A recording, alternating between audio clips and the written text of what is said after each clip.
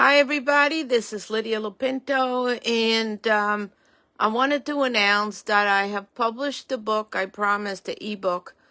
Let me turn around the camera so you could see it.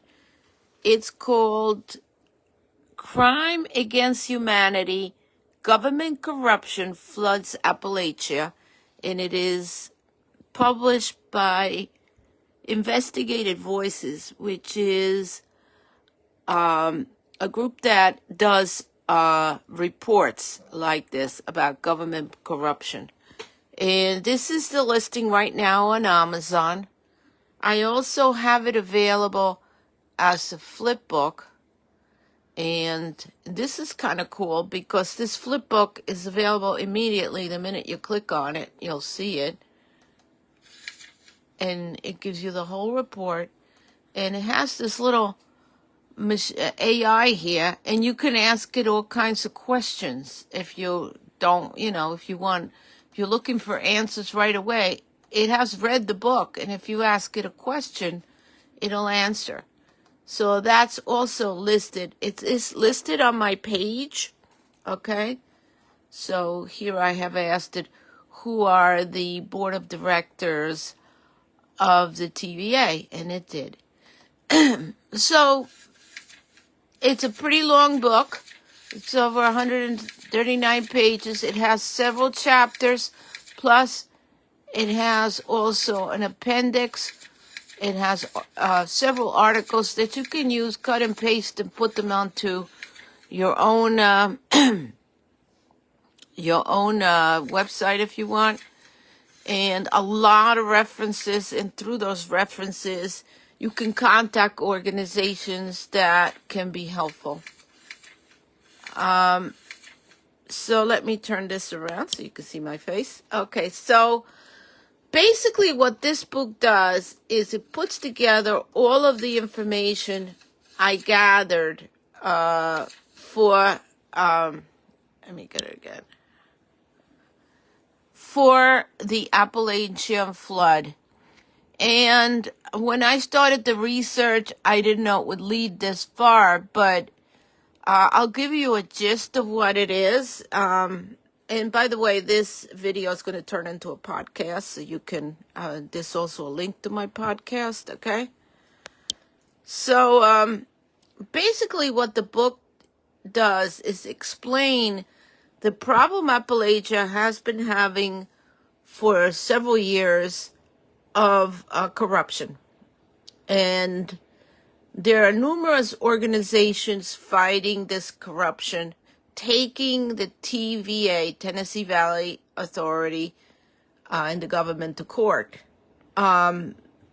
So this flood was no surprise to anybody that it would happen, because for the longest time, maybe the last 3 years, since this new administration, and possibly even before, but I just did a 3-year, they haven't done much about upgrading those dams. The dams were crumbling.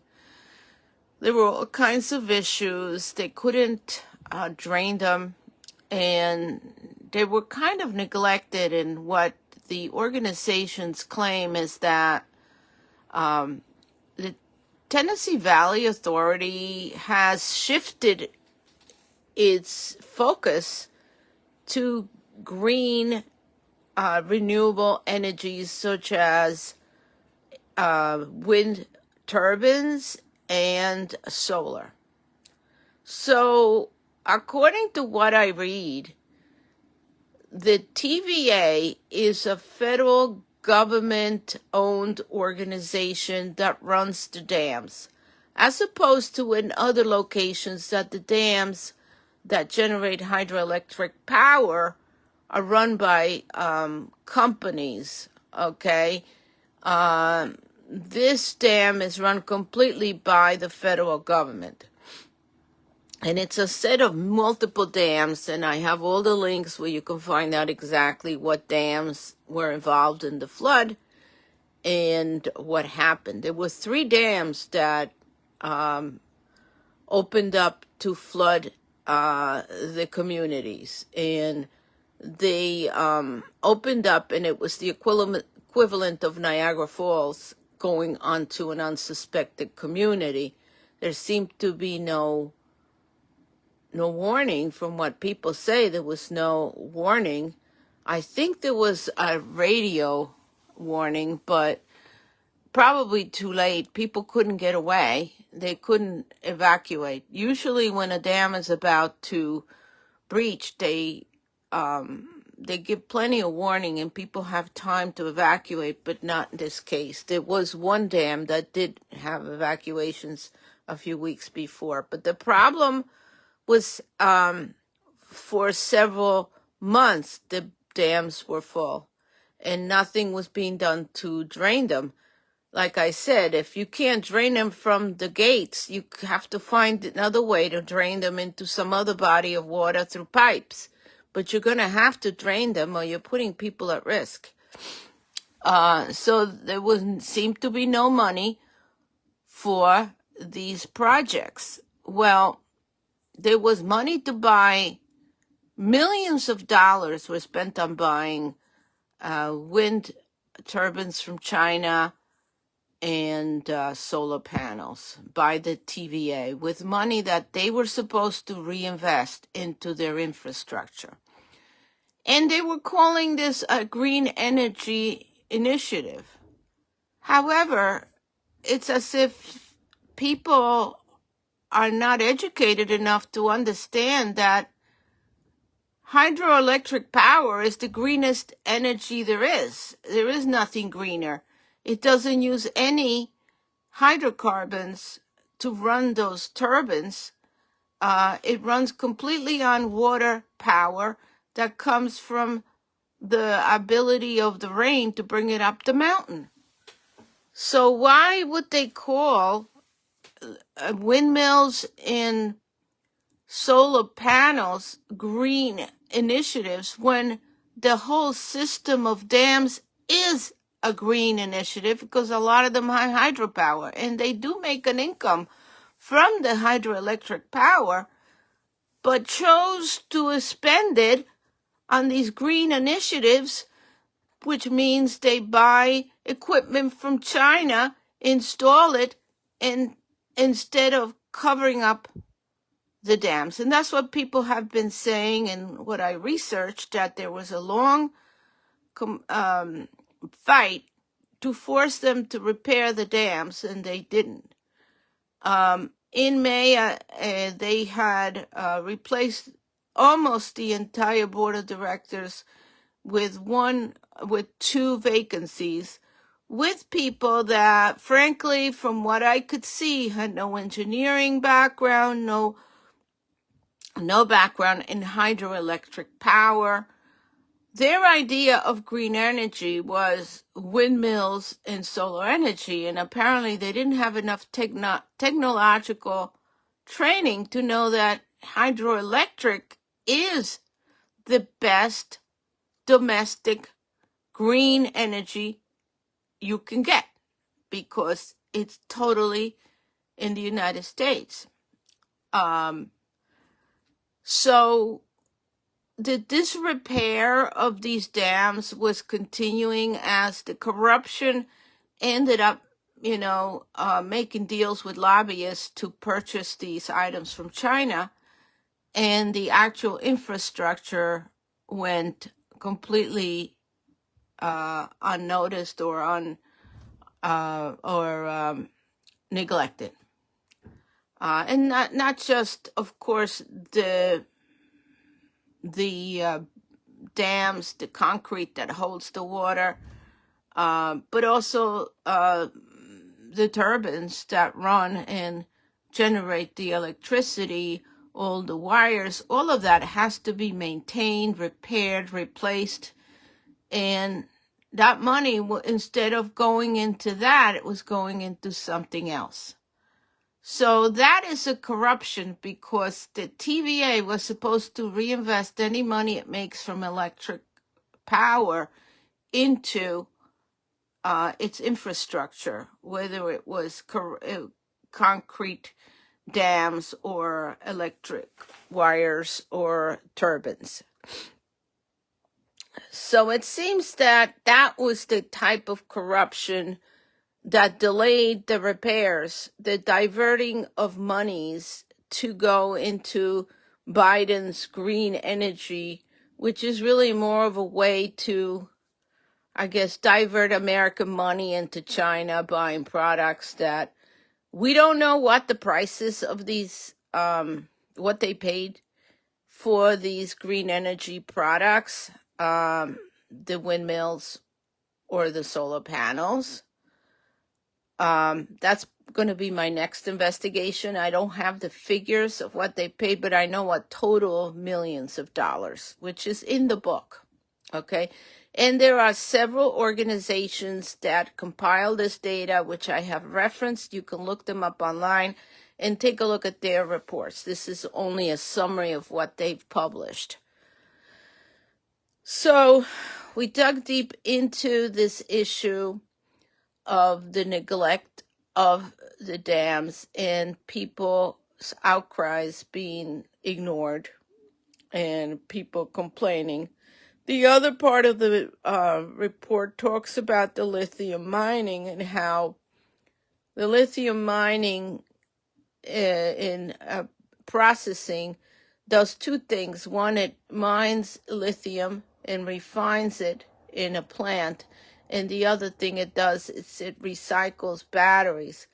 Well, people, they said or claimed that this was going to generate 300 jobs in the area.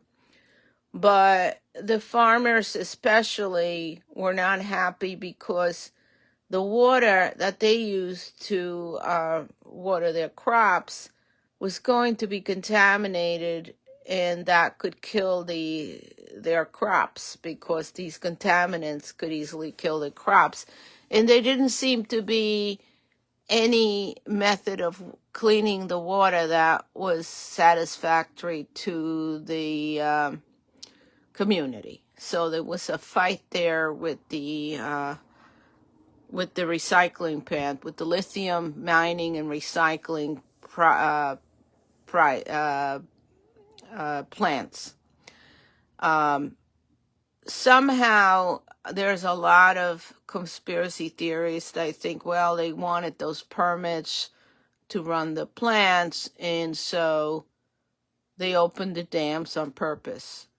That's what the conspiracy theorists are saying online. They have no proof of this. All we know is that the dams had to be opened because they were full, and they have been full for weeks, and they had rain for 2 or 3 weeks, and they couldn't absorb it all because they were already full, and they couldn't drain them fast enough. So it's a matter of them proving that they did their best to drain those dams before the rain started. What capacity were those dams before the rain started that filled up the dams so quickly? And they're going to have to prove that in court because they're taking them to court for damages to the community because this is the first time since the 1940s that these dams failed so completely. And in the past, they were able to handle lots of rainstorms and rain like this because that area does get a lot of rain.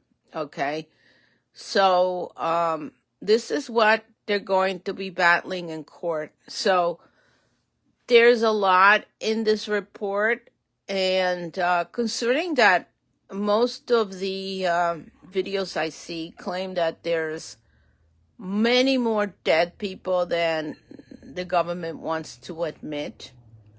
Apparently thousands, because simply they saw thousands of body bags being shipped to the area. And some of the people on the videos are saying that they're bulldozing an area and the bodies were not all found and they're just going to be buried, or some places they had landslides and the bodies were buried, and they keep finding people in the river and trees everywhere. And there is a group that has tabulated the missing people that haven't yet been found, and I think there's a group on Facebook like that. So clearly there are more dead bodies than they want to admit. Maybe they're just found only 200. But it's a tragedy, and I called it a crime against humanity, government corruption floods Appalachia, because all of these issues should have been addressed earlier, probably 3 years earlier. If they were having trouble with these dams and they couldn't drain them, they should have gotten money they should have allocated the money they spent on these windmills and solar panels, which were deals with lobbyists. They should have allocated those funds to making it possible to drain these aging dams, maybe all the way to the bottom, and just put them out of commission. They should have been doing this 3 years ago, and it just got to the point that the neglect was so that they collapsed. They couldn't handle the rain, which is what they were meant to do. And they opened the dams. Now, that is documented that they opened these dams. I have the list of dams that were opened. I think it was 3 of them they opened at the same time. So that's why people have conspiracy theories. They can't imagine that all 3 had to be opened at the same time. Maybe they think it was on purpose. So do you blame people that are so desperate and so hurt by what happened, lost so many relatives, lost their homes, lost everything in the world? Even the whole town was bulldozed. Do you blame people for thinking this was a crime that they perpetrated against them? I don't blame them, and I wouldn't call in conspiracy theorists. I would look into it. You never know, but as far as I know, this was a long problem that was happening for months and weeks and years, and this is a problem that wasn't addressed. The government apparently had money to send billions of dollars to Ukraine without any government approval, to the tune of about $6,000 per resident of the Ukraine. And that money went into rebuilding their dams and their infrastructure in rebuilding. The government had money to send to Israel, to Lebanon, and many other places. And they had troops everywhere, okay? And when it comes to Appalachia, the troops took a while to get there. FEMA was there, but apparently people couldn't find it, or there were issues with it, miscommunication, lack of cooperation between local groups that were trying to help and the FEMA people. So there was definitely an issue there from what I see. A lot of people were just angry, and so they took it out on the FEMA people. And apparently FEMA just called everybody liars and conspiracy theorists when they claimed that FEMA was either not doing their jobs or doing it poorly or whatever. And they launched that campaign of calling people liars, and they even launched that campaign of fact checkers taking out all of the disinformation. So I think you should fight disinformation with information. Instead of fight people by shutting them up, you should show them that they were wrong and show examples of the work you did.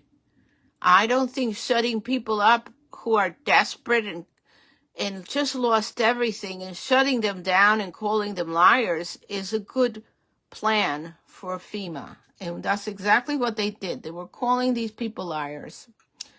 So FEMA is a whole other entity, and this is not what this report is about.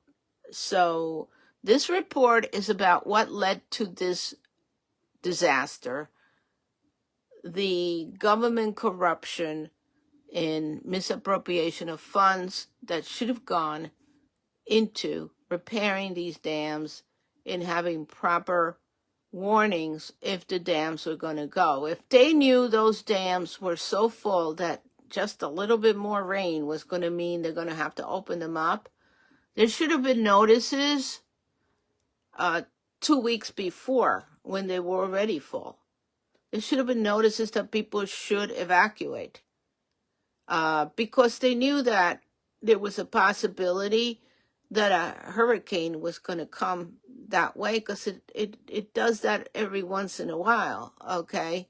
And they were already having rain, so a warning, hey, let's evacuate because you're in trouble here with these dams, should have been what they should have done. But for that, you need money, you need the army, you need a place for people to go, you need so much organization that the government didn't provide. The other thing that pissed the victims off was the lack of coverage with, it seemed that every other news item, including this Diddy fiasco and the election and other problems, seemed to be more important than their plight or their losses. And it was it spans several states. It's millions of people here. We're talking about a lot of people and a lot of deaths, and the media seemed to obscure this. Now, I wasn't sure if it's true that the media was not reporting on these things, so I took AI, and I do a lot of AI research, and I had it list to me all of the articles that appeared during the storm about the storm aftermath, okay, about rescue operations, about damages, about floods, all the articles that appeared both locally and in mainstream media. So I had the list, and now I asked AI, considering all the other articles the mainstream media published, do you think that the floods in Appalachia were properly covered considering the magnitude of the damage? And it said no. It seems that, this is AI concluding this from the data, it seems that the mainstream media was actively trying to obscure this event in favor of other less important stories, such as this Diddy story, which nobody cares anymore, and indefinitely the election and the rallies by the Democrat candidate. So that was AI telling me that. So I had AI write an article and tell me, well, explain what you mean and give me some references to show that, yes, the mainstream media was not covering this as much as it should, considering the magnitude of the losses here, okay? Also, I asked if it, in any place in any of the articles of the mainstream media, was there any mention of TVA and government responsibility as far as this flood, due to the fact that they had not maintained these dams and the fact that they opened the dams. And it said no, that mostly it kept claiming that the storm had pushed the water up, which is complete nonsense. The rivers went up because they opened the dams, not because the storm pushed any water up. And you can see the flow of these dams. There are maps available online for the TVA. This is a very well-known system of dams. You could see how they flow into each other and what towns it flows into, the rivers, and what would happen if you opened up all the dams. You could see that, okay? So they opened 3 dams, and one of the videos said that they released hundreds of thousands of gallons and in minutes. That's why people had a flood, because it was a very fast flow very quickly because they opened the dams so much. Okay? Why did they have to open them up all the way like that? Well, that is another question for more research, because this research requires a lot of work. Now, I also asked AI to list all of the articles that were published about this in the last few days and in the last 3 years about the dams locally in local newspapers. And there were quite a few, fortunately, so that I could generate this report. And there were quite a few organizations that are dedicated to gathering this information and taking the TVA to court. And there are a lot of court cases already. None of this was mentioned in the mainstream media. It was only found through local research of local newspapers and organizations. And for that, I used a tool from ChatGPT, which does deep searches into the web. Okay. And it saves hours of research time because it locates these articles deep into, how Google sometimes buries stuff by putting it on page 25 and you can't find it. Well, this thing can go through up to page 25 and search for those keywords right away, and the AI knows how to switch the keywords around to finally found stuff that's totally buried in the because, as you know, the search engines really also cater to the mainstream media, and they will bury stuff if it's not politically good for the Democrats. Okay. So this was another reason I used multiple search engines and used AI to help me do the searches. So all the information you will find in this article took a week or two to generate, basically using multiple runs of AI to look for information. And I put all this information here in lists that you can find them now with links and everything. And I extracted the information, summarized it, and organized it. And I also list all of the different court lawsuits. And you can always look those up on public searches, and there you can find who is bringing up the lawsuit, and you can make connections that way, lawyers, etc. So I hope this tool helps everybody. As I said, the flip HTML one that's cute with the AI chat on it is free. All you have to do is click on it, and there it is. And you can page through all the pages. I'm not sure if it has a download. I'm looking for it. If I was going to get it so that you can download it, but I think I have to pay extra for that service, so I didn't. But you can read it right there. You can zoom on it and you can search it. The Kindle one, I think I went as low as Amazon would allow me, which is 99 cents. And for the next 2 weeks, it's free. Let me just show you that one. You see? So it's already there, and there is a print version for $7 and a Kindle version, which if you have the Kindle Unlimited, you can get for free. And also, it's $0 for the next 2 weeks. And then after that, it's 99 cents. So you can get the book there on Amazon if you happen to have a Kindle and you like using that. There it is, everything. And of course, the Kindle documents are also searchable. I didn't do a PDF straight download to your phone because this is a very large document. And so, it's going to be a little tough for you to hold it on your phone. So this is probably the best way to do it. You get either the Kindle or you get the HTML, which is right here.